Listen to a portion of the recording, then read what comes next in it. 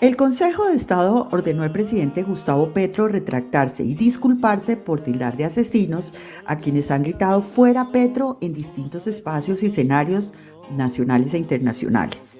Su respuesta a esta directiva no pudo ser más polémica al escribir en sus redes sociales que aunque no se trataban de asesinos, al querer pasar por encima del voto popular, eran asesinos de la democracia. Aunque pareciera tratarse de una de estas discusiones rutinarias que caza el presidente en su red social X, lo cierto es que en Colombia hemos tenido asesinados y desaparecidos, tanto por ejercer su derecho a la protesta como al ser graduados por algún presidente como sus enemigos. No es necesario devolverse tanto en el tiempo para recordar las siniestras cifras que dejó la protesta en contra de Duque, que finalizó el 23 de julio de 2021 y que, de acuerdo con Indepaz, tuvo como saldo final solamente entre abril y julio de este último año 80 víctimas entre jóvenes civiles de la policía y del SMAT. Como suele pasar con los desaparecidos, hay discrepancias entre el número y si realmente existieron. La alcaldesa de la época, Claudia López, afirmó con vehemencia que no hubo desaparecidos. Por su parte, Alberto Yepes, coordinador del Observatorio de Derechos Humanos de la Coordinación Colombia, Europa, Estados Unidos, señaló que según el reporte en enero de 2023 de la Fiscalía, 27 personas seguían siendo buscadas. A estas versiones oficiales se adicionó la de Sergio Venegas, administrador del cementerio de Ciudad Bolívar, quien con fotografías en mano denunció el año pasado en la revista Cambio que un oficial de la Policía Nacional utilizó los hornos crematorios con el fin de desaparecer cerca de 300 cadáveres durante el paro nacional de 2021. Respecto a graduar de enemigos, desde su llegada a la presidencia, Gustavo Petro los ha reconocido hasta en su entorno más cercano. A 2 meses de su posición en Caldono, Cauca, habló sobre un enemigo interno dentro de su gobierno. En diciembre de ese mismo año comenzó el choque de trenes entre la presidencia y la fiscalía, cuando Francisco Barbosa desmintió el anuncio de Petro de que los jóvenes de la primera línea recobrarían la libertad como gestores de paz y en enero se negó a levantar las órdenes de captura contra 16 miembros del Clan del Golfo y los Pachencas. A medida que iba subiendo el tono de las acusaciones de parte y parte, el mandatario acusó al funcionario de estar buscando un golpe de Estado bajo el manto institucional, graduándolo como su enemigo.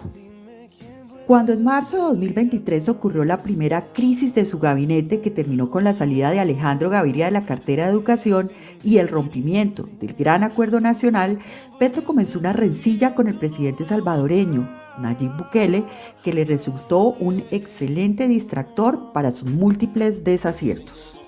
Lo mismo sucedió tras su regreso de su polémica visita a España en mayo de 2023, cuando afirmó que por medio de órdenes administrativas se estaba transformando la participación del pacto histórico en el Congreso de la República, denominándolo un golpe blando. El presidente hacía referencia a las decisiones del Consejo de Estado de suspender del Congreso tanto a Roy Barreras como a César Pachón por doble militancia, al tiempo que la Procuraduría, en cabeza de Margarita Cabello, sancionaba por 8 meses al también senador del Pacto Histórico, Alex Flores, por el escándalo protagonizado en Cartagena y le abría pliego de cargos a Wilson Arias por calumniar a policías al afirmar que habían torturado detenidos durante un traslado.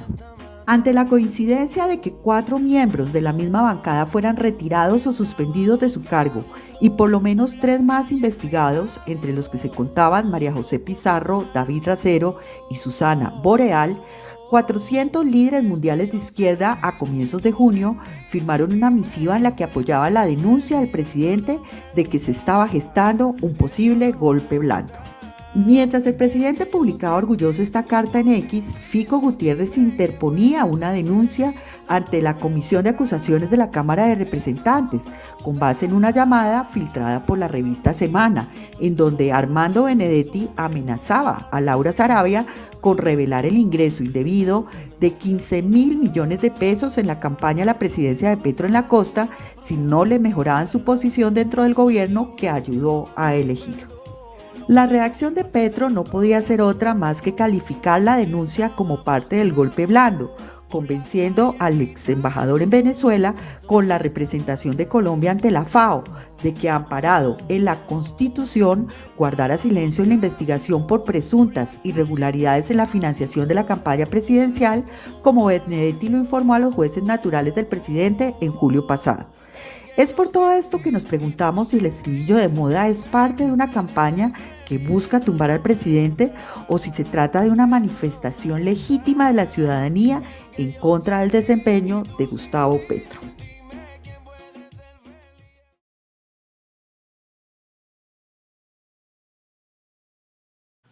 Andrea, te escuchamos.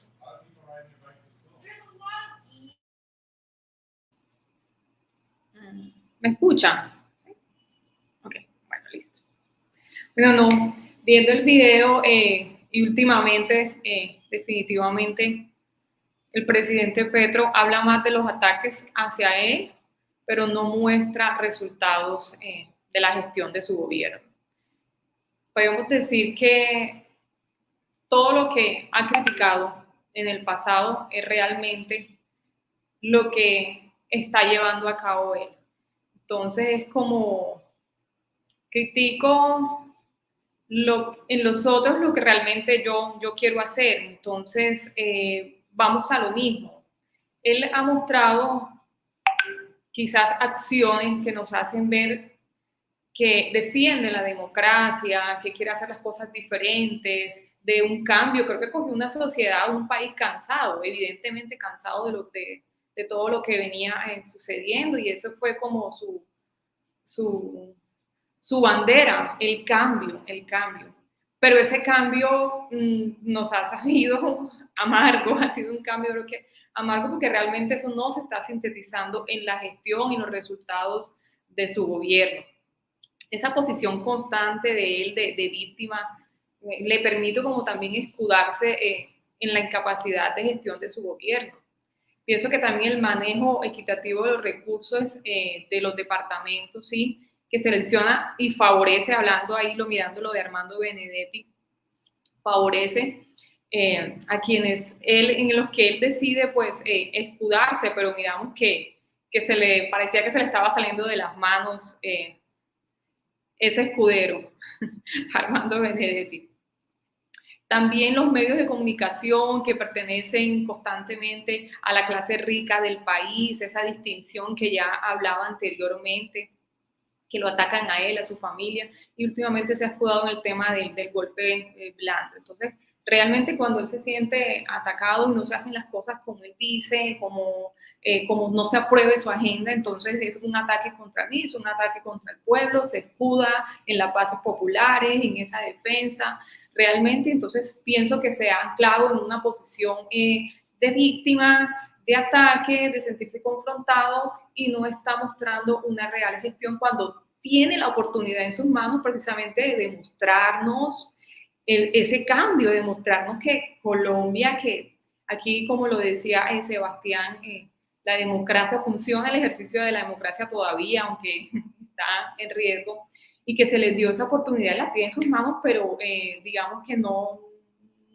ha podido generar esos consensos que quiere, pero es más allá como esa forma obstinada de él, de que las cosas sean como él las cree. Y últimamente se ha dedicado a atacar, y pienso que así se le va a ir el periodo, o sea, se le van estos años que le restan de gobierno y no va a lograr consolidar por lo menos algo que pueda realmente devolvernos la confianza. Entonces el estribillo no es, pues creo que no es parte de simplemente una campaña de oposición, sino más bien el sentir de un país que ya no confía, que tiene la confianza, digamos, como lo dije anteriormente, la confianza está fracturada, porque vemos unas acciones de parte de él que si trata de buscar ese diálogo, ese consenso. Vemos que hizo unos nombramientos que decimos, listo, son personas que sí pueden llegar a generar esa confianza, pero a la vez está públicamente diciendo otras cosas y atacando constantemente. Entonces como que en esa ambivalencia constante no ayuda para la unión, la cohesión que necesitamos como país y esa confianza que necesitamos. Entonces creo que la oportunidad de este gobierno progresista, izquierda, creo que no la está sabiendo aprovechar y eso no se está manifestando en los resultados de su gobierno. Entonces, eso. Gracias. Aprovecho para dejarlos por el tiempo, como les decía, me despido de ustedes, muchas gracias por este espacio, porque ya tengo que salir a Planeta, entonces, muchas gracias a Sandra, un abrazo. Mandamos el último video. Muchas gracias, Andrés y Sebastián. Bueno, un abrazo. Andrés, gracias, feliz viaje, que te vaya muy bien. Gracias, chao. Entonces le damos la palabra a Andrés y después Sebastián y después tú, Sandra, que no te hemos dejado hablar.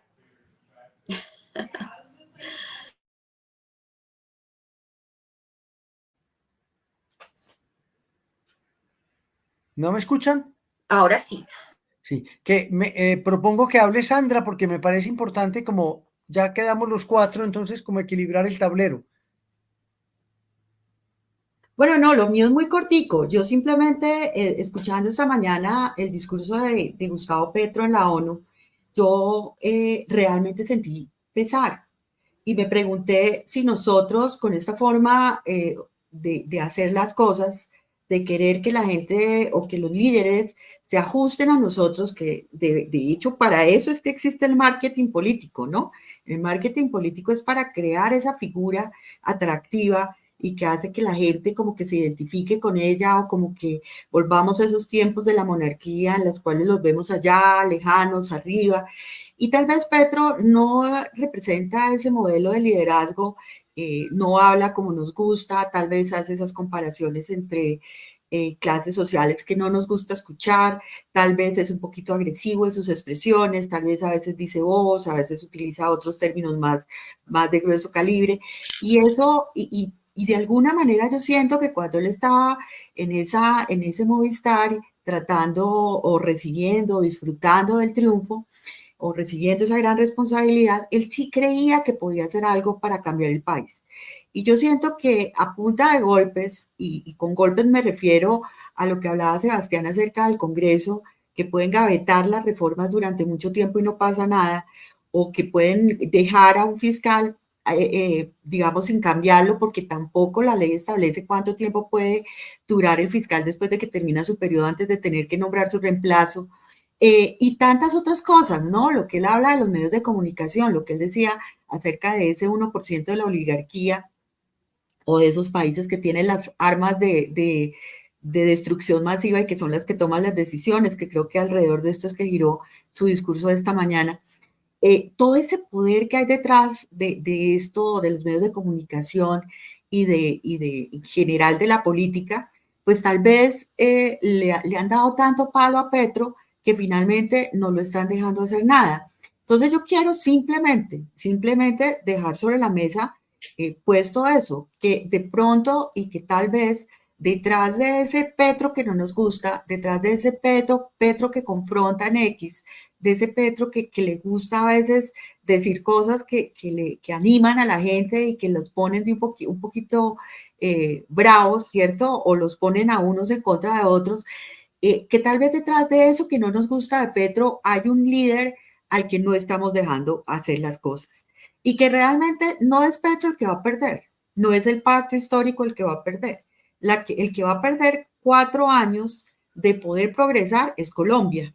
Entonces, es una invitación a eso, a que reflexionemos acerca de cada uno de nosotros cómo puede, o cada uno de nosotros cómo podemos hacer para bajarle un poquito a ese tema de que Petro dijo y lo dijo en el tono que no nos gustó o que no se puso el frac cuando fue a visitar a los reyes de España o que, y también pues viendo el video o haciendo esta investigación veíamos que coincidencial o no coincidencialmente hubo una investigación a la par del Consejo de Estado y de la Procuraduría que finalmente terminó sancionando o sacando de sus cargos a 4 personas, 4 senadores del pacto.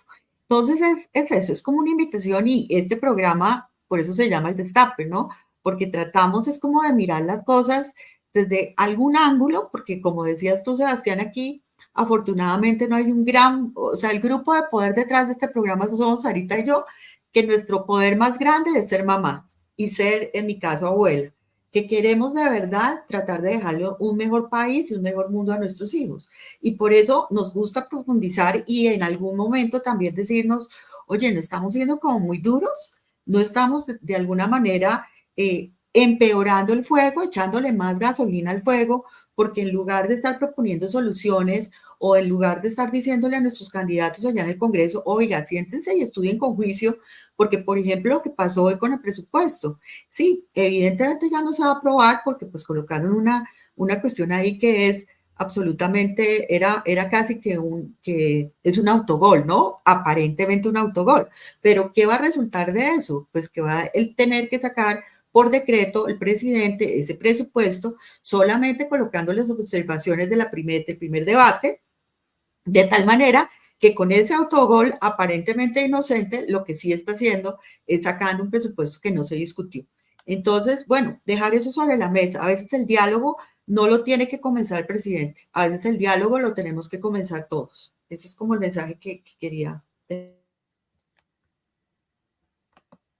Entonces, ahora sí te escuchamos, Andrés. Pues, a ver, sí, yo volvería a algo que dijo Sebastián hace mucho rato sobre problemas estructurales de la democracia. Entonces, a mí me parece que está muy bien lo que dice Sandra en el sentido de despersonalizar la política, me parece clave, porque lo importante es el proyecto de país, lo importante es la política, lo importante es las reformas. Entonces, pero tenemos que tener unas prioridades, tenemos que tener un plan. El hecho es que todos los días, y ahí sí no lo hago por atacar al presidente, sino porque todos los días están lanzando globos, están poniendo unas propuestas en el aire que no son viables, que no son pragmáticas. Entonces, o sea, concretémonos, no sé, desde la oposición o desde la academia o desde la postura de cada uno como ciudadano común y corriente.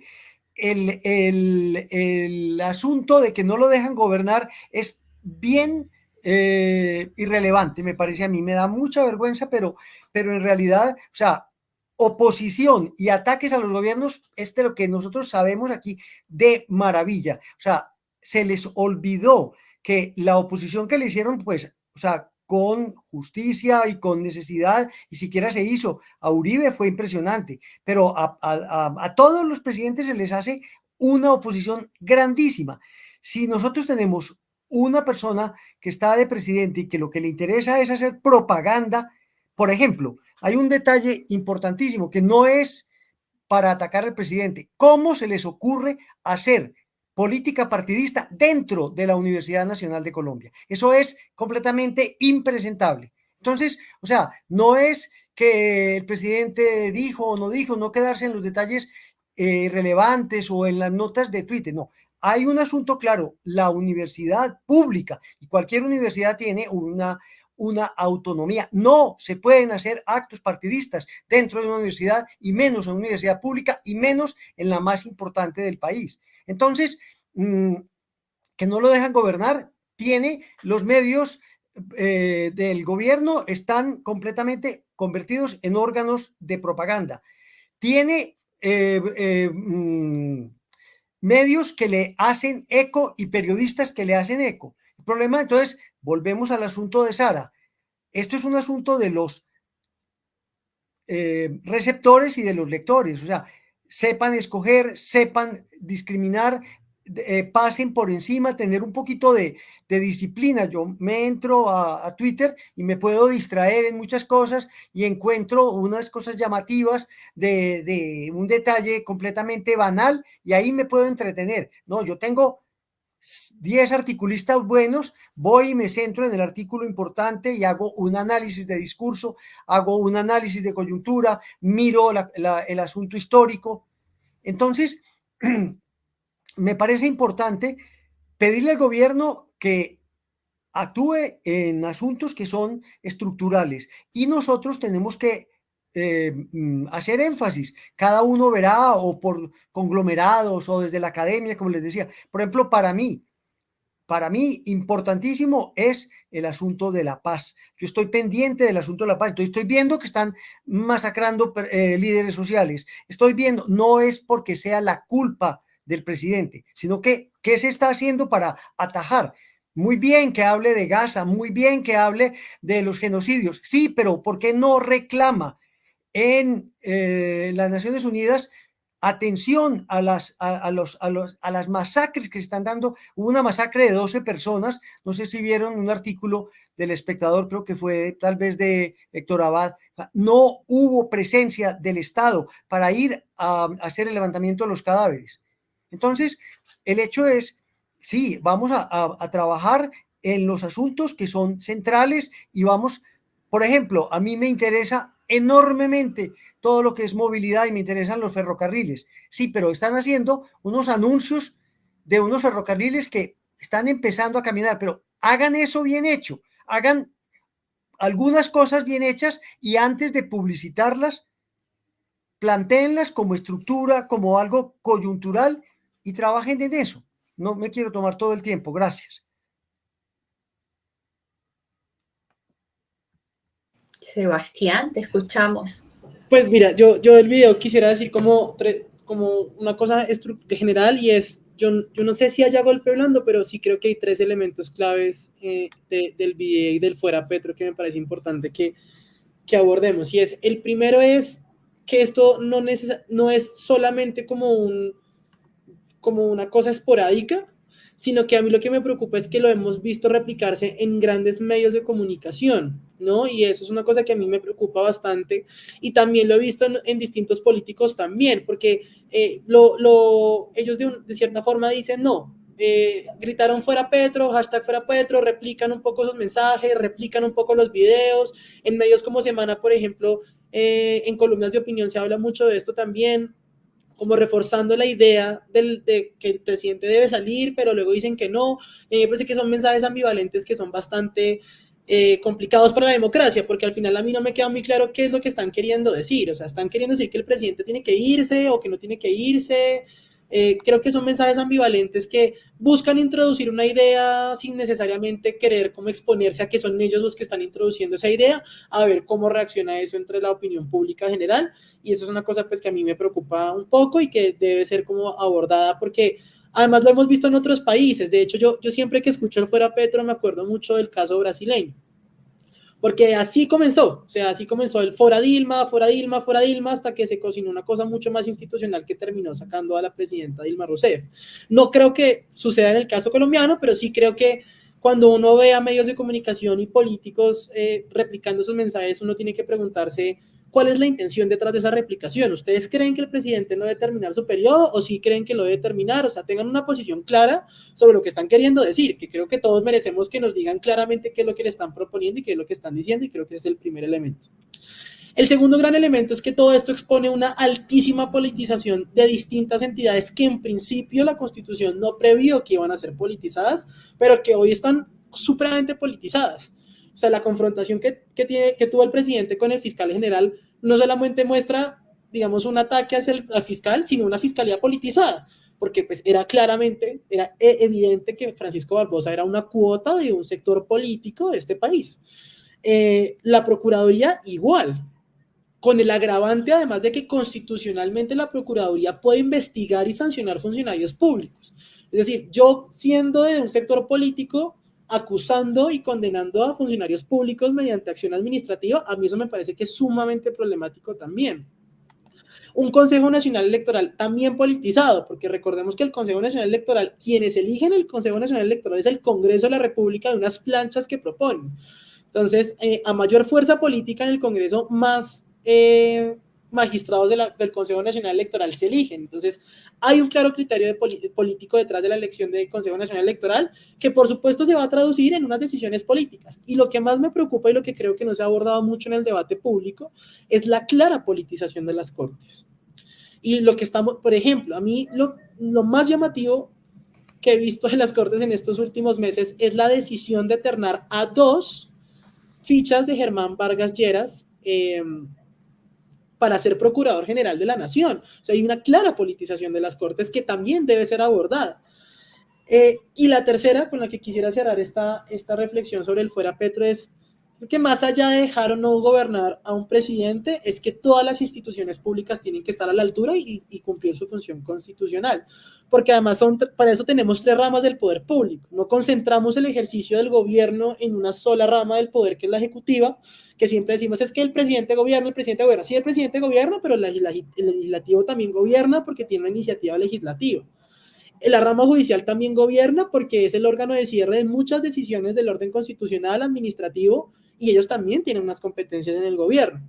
Entonces, yo, por ejemplo, me pregunto, ¿qué hace el Congreso? Yo tuve la oportunidad más de trabajar en el Congreso y siento que hay un montón de... hay un funcionamiento y una estructura en el Congreso que hace que no funcione como debe funcionar. De hecho, la reforma pensional, más allá de si uno está de acuerdo o no, es la decisión más importante que ha tomado el Congreso de la República en el siglo desde la legislación aprobada por el Acuerdo de Paz. Y no sé si eso habla bien de la reforma pensional o habla más bien mal de nuestro sistema político, que es incapaz de sacar adelante reformas. O sea, el Acuerdo de Paz, la reforma pensional que se puede estar hundiendo en la Corte Constitucional, y esas son las 2 grandes reformas legislativas que hemos hecho a lo largo de estos años. Hemos aprobado otra legislación que es importante, pero como cosas estructurales, creo que puedo identificar estas 2 cosas solamente. Y eso habla mal, digamos, creo que habla más mal de nuestro sistema. O por ejemplo, las decisiones que han tomado las cortes, que por supuesto uno las acata, pero a mí no me parece negativo o poco saludable que uno pueda cuestionar algunas decisiones de las cortes. A mí, por ejemplo, me parece problemático la decisión que tomó la Corte Constitucional de declarar inconstitucional la deducción de regalías. ¿Sí? A mí eso me parece problemático porque al final yo sí creo, y hay interpretaciones de otros juristas que también lo hacen, yo no soy abogado, pero mi entendimiento es que el constituyente primario, cuando formula la Constitución, concibe el impuesto a la renta distinto al impuesto a regalías. Entonces, si yo permito que uno deduzca al otro, pues simplemente no estoy cobrando regalías o estoy reduciendo la capacidad que tiene el Estado de recoger sobre sus propios recursos naturales, porque son recursos nuestros que nosotros le permitimos a un privado explotar, pero que son nuestros, están en el subsuelo y son de nosotros. O, por ejemplo, lo que se ha hablado en estos últimos días, que la Corte puede estar tumbando el impuesto al patrimonio. Y por supuesto, son decisiones que uno acata porque es el órgano de cierre constitucional y así lo establece la Constitución. Pero yo creo que es sano cuestionarlas y entender que las Cortes también toman decisiones políticas. Si la Corte Constitucional decide no tumbar el impuesto al patrimonio o decide tumbarlo, es el órgano de cierre y no hay una instancia judicial que defina si la decisión de la Corte es acertada o no acertada en términos judiciales, porque se entiende que lo es por ser el órgano de cierre. Pero sí responden a los intereses políticos, sí responden a los intereses económicos y está bien que la sociedad entre a discutir eso. No a desacatarlo, pero sí a discutir y a reconocer y decir, estoy de acuerdo con la Corte en esto, no estoy de acuerdo con la Corte en esto, porque además son decisiones públicas que en tanto públicas merece que todos nosotros tengamos una opinión establecida sobre eso y podamos decir si estamos de acuerdo o no estamos de acuerdo.